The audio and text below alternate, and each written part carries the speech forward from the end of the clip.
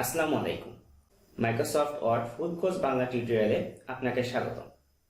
দর্শক বন্ধুরা, আপনি যদি নতুন অবস্থায় মাইক্রোসফট ওয়ার্ডের কাজগুলো শিখতে চান, তাহলে আজকের ভিডিওটি আপনার জন্য অত্যন্ত গুরুত্বপূর্ণ হতে যাচ্ছে।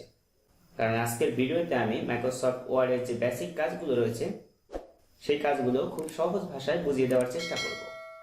সো বন্ধুরা, আপনি যদি আমার চ্যানেল নতুন দর্শক হয়ে থাকেন, তাহলে প্লিজ সাবস্ক্রাইব করে পাশে থাকা বেল বাটনটি অন করে রাখুন। তাহলে এরকম নতুন নতুন ভিডিওর নোটিফিকেশন সবার আগে পেয়ে যাবেন। So let's start this video. প্রথমে আমাদের মাইক্রোসফট অফিস এর যে ওয়ার্ড সফটওয়্যারটি আছে সেটাকে ওপেন করে নিতে হবে। আমি সফটওয়্যারটি ওপেন করে নিলাম। নেওয়ার পর আমরা এরকম ইন্টারফেস দেখতে পাবো। প্রথমেই আমরা দেখতে পাবো ব্ল্যাঙ্ক ডকুমেন্ট। আমরা প্রথম অবস্থায় এটা নিয়ে কাজ করব। আমরা একটি ডকুমেন্ট নিয়ে নিলাম। আমরা যেহেতু মাইক্রোসফট ওয়ার্ডের যাবতীয় কাজ শিখতে চাই, সেই ক্ষেত্রে আমাদের প্রথমে কিছু লেখা এখানে লিখে রাখতে হবে। আমি কিছু পরিমাণ সেন্টেন্স কপি করে রেখেছি, সেটা আমি এখানে পেস্ট করে দেব। বন্ধুরা দেখতে পাচ্ছেন এখানে অনেকগুলো লেখা চলে আসছে। আমরা এখন প্রথমেই এই লেখাগুলোর যে সাইজ আছে সেটাকে একটু বড় করে নেব। ওকে, আমরা উপরের দিকে যে বারটি দেখতে পাচ্ছি এটি হচ্ছে মেনু বার, এবং নিচের যে বারটি দেখতে পাচ্ছি এটি হচ্ছে সাব মেনু বার। আমরা প্রথমে দেখতে পাচ্ছি ফাইল লেখা আছে। ফাইল থেকে আমরা এই সব যাবতীয় কাজ করতে পারবো। এটা আমরা পরে দেখছি। আমাদের মূল কাজ হচ্ছে হোম নামে যে অপশনটি আছে সেখানে। প্রথমে আমরা এটা দিয়ে শুরু করব। আমরা প্রথমে দেখতে পাচ্ছি পেস্ট লেখা আছে। আমরা যদি কোনো একটি ওয়ার্ডকে কপি করি কন্ট্রোল-C দিয়ে, তারপর আমরা কোনো একটি জায়গায় গিয়ে মাউসের কার্সর রেখে এবং সেখানে আমরা এটাকে পেস্ট করে দিতে পারি কন্ট্রোল-V দিয়ে। তো আমরা এখানে আরেকটি অপশন দেখতে পাচ্ছি কাট। আমরা যদি এখানে এটাকে সিলেক্ট করি তাহলে দেখতে পাবো কাট অপশনটি এনাবল হয়ে গেছে। আমরা এখন কাটে ক্লিক করব। ক্লিক করে দেখতে পাবো এই ওয়ার্ডটি এখান থেকে চলে গিয়েছে। এখন যদি আমরা এখানে ক্লিক করি, করার পর যদি কন্ট্রোল-V-তে প্রেস করি তাহলে দেখতে পাবো যে ওয়ার্ডটি কাট হয়েছিল সেটা এখানে চলে আসবে। তারপর আমরা দেখতে পাচ্ছি ফন্ট লেখা আছে। এখানে আমরা যে ফন্টটি ব্যবহার করেছি সেটি হচ্ছে এরিয়াল ব্ল্যাক ফন্ট। আমরা চাইলে এখান থেকে আরও একটি ফন্টকে চেঞ্জ করতে পারবো। আমরা এই ফন্টটিকে সিলেক্ট করে দিলাম, এখানে এই ফন্টটি চলে আসছে। তো আমরা তার সাইডে দেখতে পাচ্ছি সাইজ লেখা আছে। আমরা এখান থেকে সাইজকে ছোটো বড়ো করে নিতে পারবো। তো তার নিচে আমরা দেখতে পাচ্ছি বি লেখা আছে। বি হচ্ছে বোল্ড। আমরা কন্ট্রোল+V প্রেস করে বোল্ড করতে পারি। আমরা যদি কোনো সেন্টেন্সকে এভাবে সিলেক্ট করে নিই, নেওয়ার পর বোল্ডে ক্লিক করলে সেই সেন্টেন্সটি বোল্ড হয়ে যাবে। তারপর দেখতে পাচ্ছি ইটালিক্স আন্ডারলাইন। আমরা সেমভাবে যে কোনো একটি সেন্টেন্সকে এভাবে সিলেক্ট করে আন্ডারলাইন করে দিতে পারি এবং ইটালিক করে দিতে পারি। দেখতে পাচ্ছেন আন্ডারলাইন চলে আসছে। তারপর আমরা দেখতে পাচ্ছি এখানে একটি লেখা আছে, তার ভিতর দিয়ে একটি দাগ দেওয়া আছে। এটার নাম হচ্ছে স্ট্রাইক থ্রু। আমরা অনেক সময় দেখতে পারি যে ই-কমার্স সাইটগুলোতে একটা দাম লেখা থাকে, তারপর সেটা কেটে দিয়ে পুনরায় একটি দাম দেওয়া হয় যখন কোনো পণ্যের জন্য ছাড় দেওয়া হয়। তখন আমরা যদি সেরকম কিছু লিখতে চাই তাহলে আমাদের এভাবে লিখতে হবে। আমরা লিখি 400 টাকা। টাকা লেখার পর আমরা যদি সেটাকে পরিবর্তন করতে চাই তাহলে সেক্ষেত্রে আমরা 300 টাকা লিখে সেক্ষেত্রে পূর্বে যে দামটি ছিল সেটাকে আমরা সিলেক্ট করব। করার পর এখানে ক্লিক করলেই সেটা ক্লোজ হয়ে যাবে এবং তারপর 300 টাকা হয়েছে সেটা আমরা বুঝতে পারবো। তারপর আমরা দেখতে পাচ্ছি সাবস্ক্রিপ্ট। সাবস্ক্রিপ্ট আমরা জানি যে আমাদের কোনো একটি লেখার নিচে যদি আমরা কিছু সেখানে লিখতে চাই সেই ক্ষেত্রে সাবস্ক্রিপ্ট দিয়ে লিখতে হবে। আমাদের প্রথমে এটা ক্লিক করে নেব। তারপর আমরা এখানে লিখব 3 নিচে চলে আসছে। তারপর আমরা দেখতে পাচ্ছি এখানে সুপারস্ক্রিপ্ট।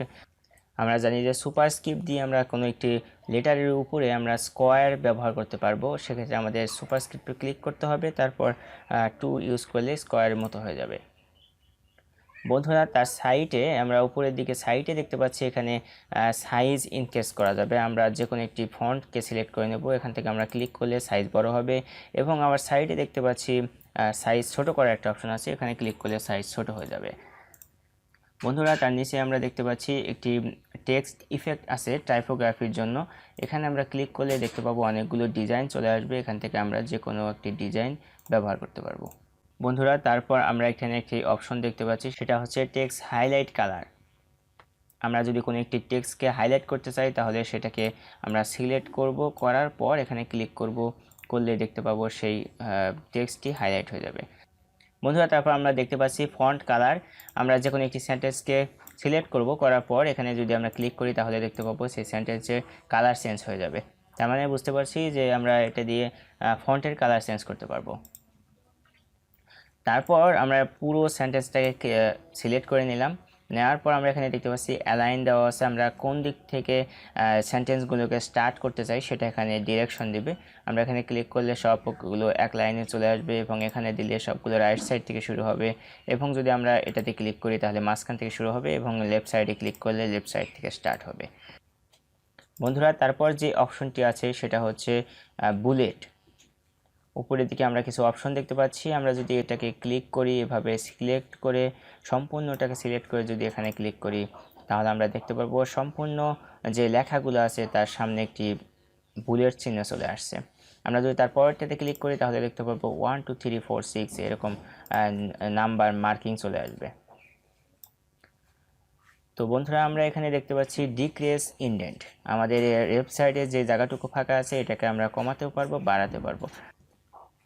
বন্ধুরা, আমাদের যদি লেখাটাকে রাইট সাইডে এবং লেফট সাইডে নেওয়ার প্রয়োজন হয় সেই ক্ষেত্রে আমরা এটাকে ইউজ করতে পারবো, এই অপশনটিকে।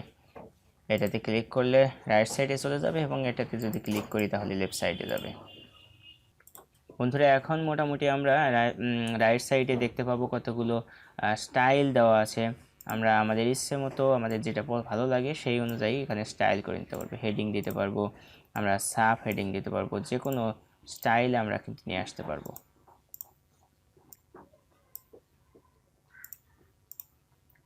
ওকে, যাই হোক, এগুলো আমরা এখন ক্লোজ করে দেই। দেওয়ার পর আমরা এখানে দেখতে পাচ্ছি ফাইন্ডে ক্লিক করলাম। করার পর আমরা আমাদের যদি অনেকগুলো লেখা থাকে সেই ক্ষেত্রে আমাদের ফাইন্ড কাজে লাগবে। যদি আমাদের একটি ওয়ার্ডকে মানে সার্চ করার প্রয়োজন হয়, ওয়ার্ডকে খুঁজে বের করার প্রয়োজন হয়, সেই ক্ষেত্রে আমরা এখানে যে কোনো একটি লিখলেই আমরা দেখতে পাবো কি ফলাফল আসে। আমরা লিখলাম আননোন যে শব্দটি আছে সেটা দেখতে পাচ্ছেন যে মার্কিং হয়ে গেছে। অনেকগুলো লেখা থাকলে সেই ক্ষেত্রে আমাদের এটা কাজে লাগবে। তারপর আমরা দেখতে পাচ্ছি রিপ্লেস। যেমন আমাদের একটি ভুল হতে পারে, অনেক সময় ভুল হলে সেই ক্ষেত্রে আমরা আননোন লেখাটাকে লিখে কি দেব সেটা এখানে লিখে দেব। আমরা দিলাম নোন দেওয়ার পর আমরা ফাইন্ড নেক্সটে ক্লিক করব, এখানে চলে আসছে। তারপর আমরা রিপ্লেসে ক্লিক করব, তাহলে দেখতে পাচ্ছেন আননোনের জায়গায় নোন চলে আসছে। তারপর মোটামুটি এখানে আমাদের অপশন শেষ। প্রিয় বন্ধুরা, আজকের মতো এখানে শেষ করছি।